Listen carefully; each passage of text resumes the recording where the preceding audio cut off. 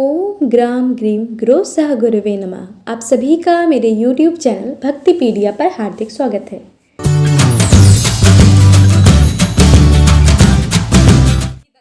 गुरुवार व्रत करने से बृहस्पति देवता प्रसन्न होते हैं। ये व्रत अत्यंत फलदायी है।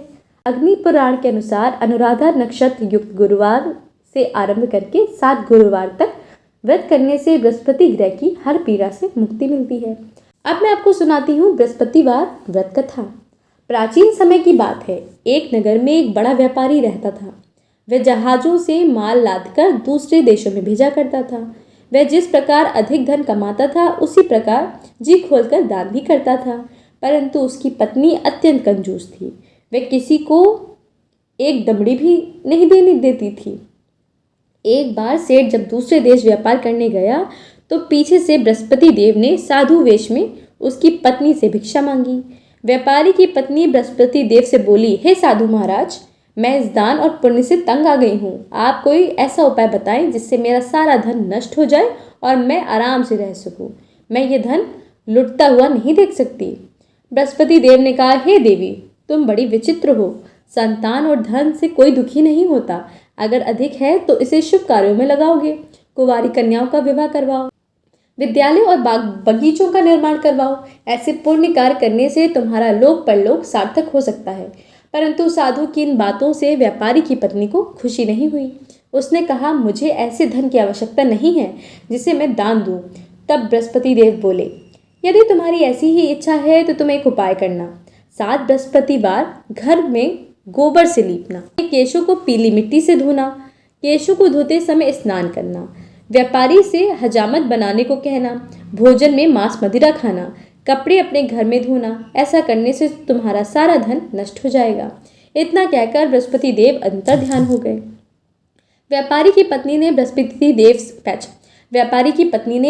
देव के कहे अनुसार 7 बृहस्पतिवार वैसे ही करने का निश्चय किया। केवल 3 ही बृहस्पतिवार बीते कि उसकी समस्त धन संपत्ति नष्ट हो गई और वह परलोक सिधार गई। जब व्यापारी वापस आया तो उसने पूछा कि उसका सब कुछ नष्ट हो चुका है। उस व्यापारी ने अपनी पुत्री को संतावना दी और दूसरे नगर में जाकर बस गया। वहां वह एक जंगल में लकड़ी काट कर लाता और शहर में बेचता। इस तरह वह अपना जीवन व्यतीत करने लगा।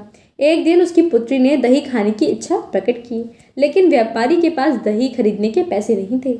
वह अपनी पुत्री को आश्वासन देकर जंगल में लकड़ी काटने चला गया। वहाँ एक वृक्ष के नीचे बैठ अपनी पूर्व दशा पर विचार कर रोने लगा। उस दिन बृहस्पतिवार का दिन था।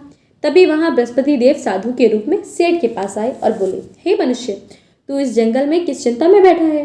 तब व्यापारी बोला, हे महाराज, आप तो सब कुछ जानते हैं। इतना कहकर व्यापारी अपनी कहानी सुनाकर रो पड़ा। बृहस्पति देव बोले, देखो बेटा, तुम्हारी पत्नी ने बृहस्पति देव का अपमान किया था, इसी कारण तुम्हारा ये हाल हुआ है। लेकिन अब तुम किसी प्रकार की चिंता मत करो। तुम गुरुवार के दिन बृहस्पति देव का पाठ करो। 2 पैसे के चने गुड़ लेकर जल के लोटे में शक्कर डाल वे अमृत और प्रसाद अपने परिवार के सदस्यों और कथा सुनने वालों में बांट दो। स्वयं भी प्रसाद और चरणामृत लो। भगवान तुम्हारा अवश्य कल्याण करेंगे।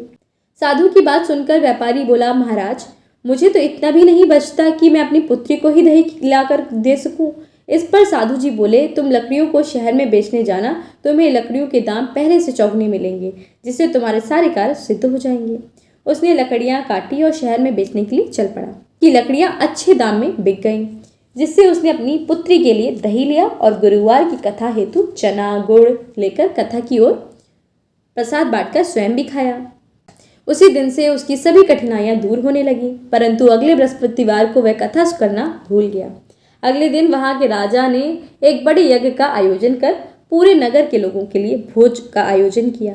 राजा की आज्ञा अनुसार पूरा नगर राजा के महल में भोज करने गया, लेकिन व्यापारी व उसकी पुत्री तनिक विलंब से पहुंचे। अतः उन दोनों को राजा ने महल में ले जाकर भोजन करवाया। जब वे दोनों लौटकर आए तब रानी ने देखा कि उसका खूंटी पर टंगा हार गायब है। रानी को व्यापारी और उसकी पुत्री पर संदेह हुआ और उसका हार उन दोनों ने ही चुराया है। राजा की आज्ञा से उन दोनों को कारावास की कोठरी में कैद कर दिया गया। कैद में पड़कर दोनों अत्यंत दुखी हुए।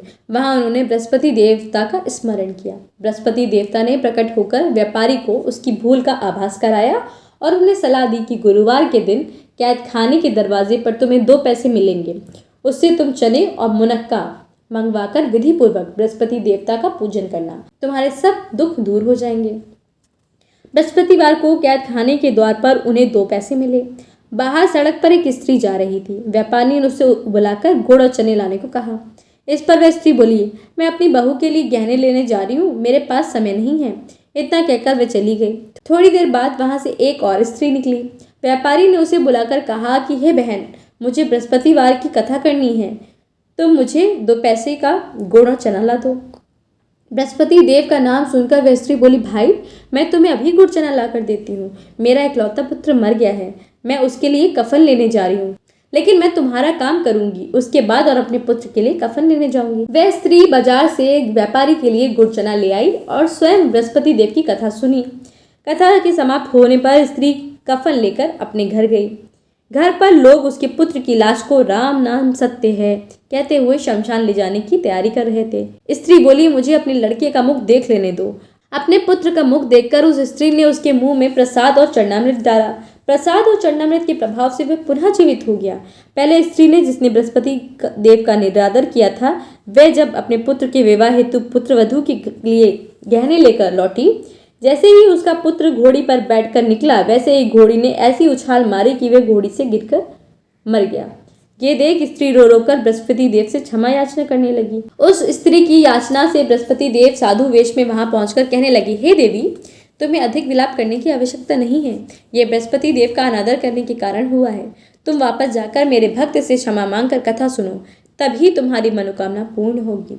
जेल में जाकर उस स्त्री ने व्यापारी से माफी मांगी और कथा सुनी। कथा के उपरांत वे प्रसाद और चरणामृत ले अपने घर को वापस आई।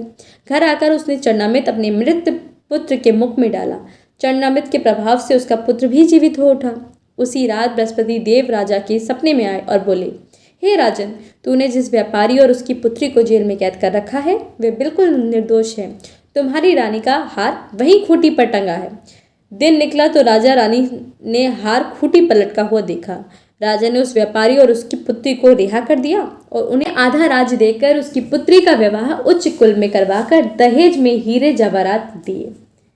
हे बृहस्पति भगवान, इस कथा को कहते सुनते हुंकारा भरते सभी भक्तों के कष्टों का नाश करना, उनको हमेशा खुश रखना। तो अगर आपको ये वीडियो पसंद आया है तो वीडियो को लाइक ज़रूर कीजिएगा। अगर आप मेरे चैनल पे पहली बार आए हैं तो चैनल को भी सब्सक्राइब करें। और हाँ, कमेंट सेक्शन में विष्णु भगवान की जय लिखना तो बिल्कुल मत भूलिएगा।